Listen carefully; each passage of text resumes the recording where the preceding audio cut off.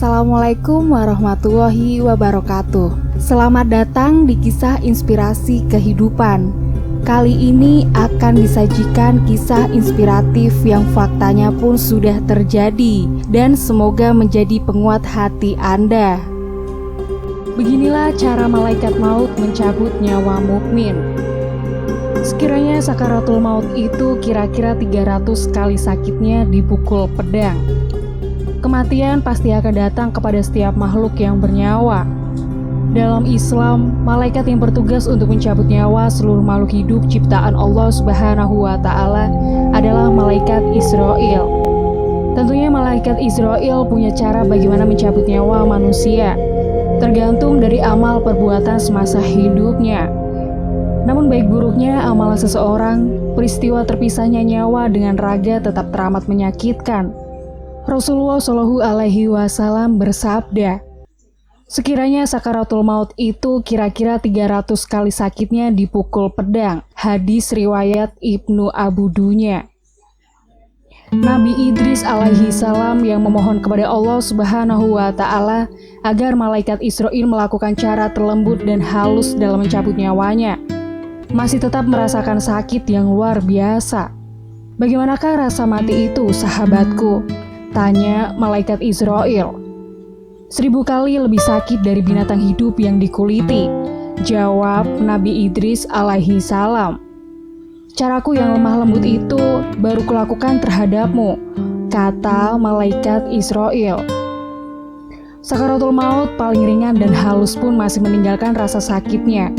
Rasulullah Shallallahu Alaihi Wasallam pernah bersabda, kematian yang paling ringan ibarat sebatang pohon penuh duri yang menancap di selembar kain sutra. Apakah batang pohon duri itu dapat diambil tanpa membawa serta bagian kain sutra yang tersobek? Hadis riwayat Bukhari. Dalam kisah berbeda, Nabi Ibrahim alaihi salam pernah bertanya kepada malaikat pencabut nyawa, bagaimana mencabut nyawa makhluk hidup secara bersamaan?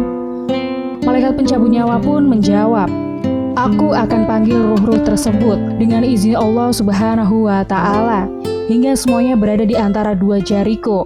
Bumi ini aku bentangkan, kemudian aku biarkan seperti sebuah bejana besar dan dapat mengambil yang mana saja sekehendak hatiku. Hadis riwayat Abu Nuaim. Ingatlah manakala kematian menjemput dan mengantarkan kita ke akhirat secara tiba-tiba. Siapkanlah bekal amal kebaikan sebanyak mungkin agar kita bertemu dengan Sang Pencipta dengan keadaan husnul khotimah. Mengapa kebanyakan manusia melotot saat sakaratul maut? Ini penjelasannya. Cepat atau lambat setiap orang pasti akan berjumpa dengan sakaratul maut. Hanya saja tak ada seorang manusia pun mengetahui kapan ajalnya akan tiba. Bicara soal kematian, pernahkah melihat orang yang tengah sekarat? Pernahkah memperhatikan mengapa kebanyakan dari orang yang sedang sakaratul maut selalu melihat ke atas? Bahkan terkadang kita mendapati orang yang meninggal dengan mata melotot. Mengapa demikian? Adakah penjelasannya menurut pandangan Islam? Demi menjawab rasa penasaran, Ustadz Abdul Somad memiliki penjelasan tentang hal ini. Diungkapkan Ustadz Abdul, kematian adalah perpisahan ruh dari jasad.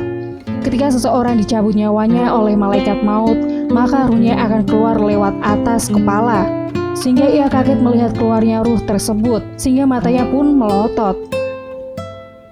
Perkara ini pun telah dijelaskan dalam hadis. Nabi Shallallahu Alaihi Wasallam bersabda, apabila kamu menghadiri kematian seseorang kamu, maka pejamkanlah mata si mati, karena matanya mengikuti ruhnya. Sunan Ibnu Majah ayat 144. Ruh keluar berawal dari ujung kaki, minal asfal. Asfal artinya bawah, mengalir dia ke atas. Lalu dia pun keluar dari atas, maka mata pun melihat. Makanya orang yang meninggal itu matanya melotot. Apa yang dilihat?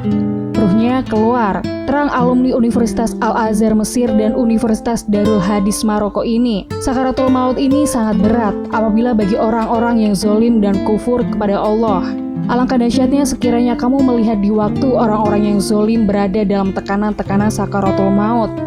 Sedang para malaikat memukul dengan tangannya sambil berkata, keluarkan nyawamu, di hari ini kamu dibalas dengan siksaan yang sangat menghinakan.